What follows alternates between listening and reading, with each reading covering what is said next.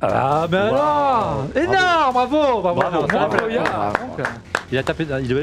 Tu es sur Wikipédia. Non, regarde. Non, peut-être qu'il connaît le fils de Montoya. En 2019, Je l'aimais bien, Montoya. Donc il s'agissait bien sûr de Juan Pablo Montoya. J'ai remporté le Grand Prix de Monaco et les 500 miles d'Indianapolis et les 24 heures de Daytona. J'ai tout juste. J'ai quitté la F1 pour le NASCAR, ce qui est assez rare. Je suis célèbre pour mon dépassement audacieux de Michael Schumacher au Grand Prix de Brésil en 2001. Souvenez-vous, c'était de toute beauté. Et rouler sur quel... C'était quoi comme... Williams. Ah ouais, c'est Williams. À nouveau un pilote, mais pas nouveau celui-là. Il est sur la grille. Ah, comment? Il est sur la grille. Comment il est sur la grille? Il est encore sur la grille. Oui, sur la grille. On va y arriver. Alors, j'ai longtemps détenu le record du Tour du Grand Prix de Shanghai. Pas forcément ce week-end. J'ai longtemps détenu le record du Tour du Grand Prix de Shanghai. Et puis le Covid est arrivé. D'accord. Pour l'instant, non. Hamilton. Un 10 de plus. C'est Bottas. Bottas. Non. Ah. En 2019, je monte pour la première fois sur le podium au Grand Prix du Brésil devant Hamilton. 2019, Grand Prix du Brésil devant Hamilton. Troisième. Moi, j'arrive pas à situer dans les années. Je sais, c'est pour ça que je... Ouais, trop dur Je pour moi. suis le plus jeune pilote français à gagner une victoire en F1. Pierre Gasly. Pierre Gasly, bonne réponse de Philippe. Et je porte le numéro 10. Henri, j'en en ai où si vous avez suivi? Alain 3, Eric 8, Philippe 2. T'as que 2 points, toi. Bah, c'est comme ça. Eric 8 Putain, Ouais. c'est difficile de revenir, les amis. Il a d'ores et déjà gagné. Bon, allez, quand même pour le plaisir, la dernière. Un patron d'écurie. Encore un exercice. À l'origine, j'étais un ingénieur italien. J'ai dit qu'il était encore en exercice. Laurent Mekies. Non, il est pas français, italien. Laurent Mekies. Ah, je pensais qu'il était franco-italien. Possible, mais là, je ne pour pourrais ça pas que- le dire jusque-là. J'ai débuté ma carrière chez Ferrari. Andrea Stella. Andrea Stella, mais tu l'as répondu. Bon, allez, on lui accorde. Allez, Bah là, non. Ah oui, on t'accorde. De toute façon, il a Je veux bien gagné. prendre C'est tes Eric qui points, a gagné. Philippe. Donc au final, ça fait combien en régie? Philippe 5, Eric 8, Alain 3. Bon, bah, c'est bien. Pas mal. Pas mal. Le niveau, Ouais. niveau monte. Je suis le C'est deuxième. déception, Guillaume. Hein. J'étais C'est- très mauvais, oui. Très mauvais. Et d'ailleurs, j'ai beaucoup de regrets. Je m'en veux pour Gasly parce que j'aurais dû. Bah ouais. 2019, c'était une course Puis, Laurent, d'anthologie au je sais Brésil. pas, je t'ai fait un questionnaire sur mesure avec l'Apple Park. En référence à On refait le Mac. Et... Je peux pas être bon tout le temps, c'est dommage. Même ça arrive même au meilleur, tu vois. Ouais. Allez, on enchaîne avec la Minute Insta.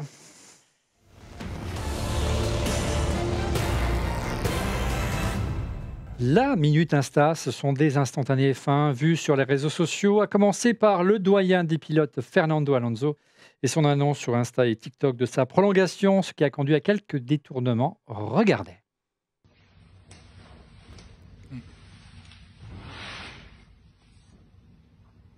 I'm Fernando Alonso, and I'm here to stay.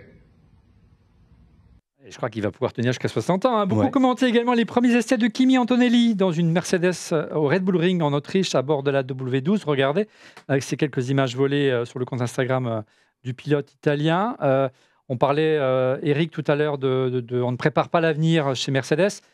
Là, c'est véritablement le gros espoir du côté de Toto avec ce jeune Italien. Hein.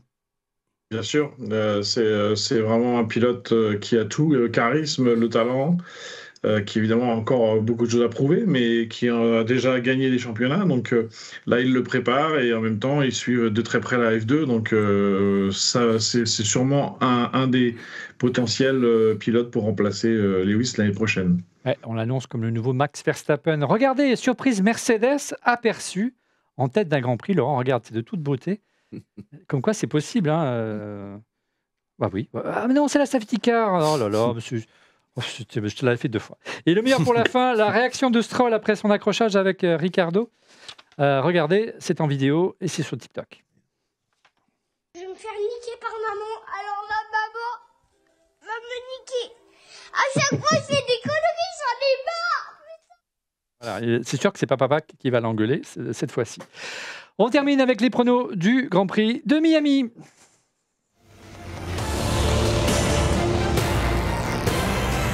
Et on commence par le retour sur vos pronos de la semaine dernière. On regarde avec intérêt qui a trouvé le bon ordre la semaine dernière. Allez, Christophe, on commence avec toi et ton prono pour le Grand Prix de Chine. Leclerc, Verstappen, Sainz. Donc, Camille. Max, Charles, Carlos. Guillaume. Verstappen, Perez, Sainz. Laurent. Verstappen, Norris, Russell. Eric. Verstappen, Leclerc, Sainz. Pour moi également, Verstappen, Leclerc qui doit réagir et Sainz 3e. Alors, 2 sur 3, remarquable, mon cher Laurent. Écoute, c'est incroyable. Inespéré. Le triomphe modeste. Inespéré. Alors, prochain Grand Prix Sud, Miami, est-ce que le tracé sera un peu moins taillé pour les Red Bull, Eric, tu penses ? Je pense que malheureusement, les Red Bull ont prouvé aujourd'hui qu'elles sont vides partout. Il faut juste espérer que la concurrence amène des upgrades, comme on dit, et puis puisse gagner un peu en performance. Je mettrai encore Red Bull devant, mais on voit que ça s'organise derrière entre Ferrari et McLaren. Très bien, on commence avec pronos avec Philippe.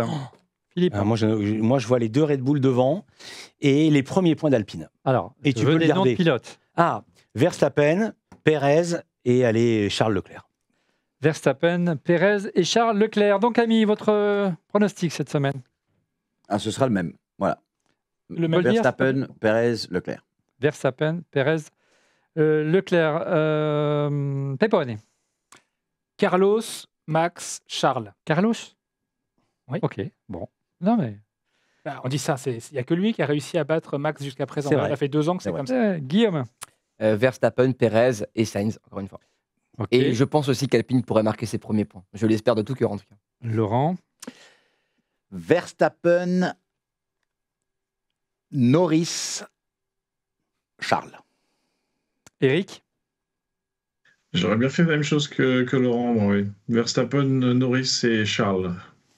Bon, alors moi je voulais faire la même chose aussi, donc je vais changer. Verstappen, Leclerc, il faut faire plaisir à Pépone. Sainz en 3e position, on prend des risques. Quoique j'aurais bien mis un Alonso pas loin, parce qu'il avait super performé l'année dernière, mais j'arrête de mettre Alonso dans le trio, parce que chaque fois ça lui porte pas bonheur. C'est la fin de Refait la F1. Merci d'avoir suivi, merci Philippe d'avoir participé à cette émission. Merci à vous pour l'accueil. Merci Eric, merci donc Ami, merci Pépone, merci Laurent, merci Guillaume. On se retrouve dans 2 semaines, le 7 mai, pour un débrief complet du Grand Prix de Miami. On refait la F1, c'est tous les lundis après chaque Grand Prix. Et pour être prévenu en temps réel de la mise en ligne de l'émission, je vous invite à vous abonner à notre chaîne YouTube On refait la F1, puisque l'émission est désormais accessible uniquement via sa propre chaîne YouTube et désormais sur Apple Podcast et sur Spotify. Abonnez-vous. Et n'oubliez pas le petit pouce, ça fait toujours plaisir. Merci encore pour votre fidélité. Et à la semaine, non, attends 2 semaines, le lundi 6 mai, le lendemain du Grand Prix de Miami. Salut!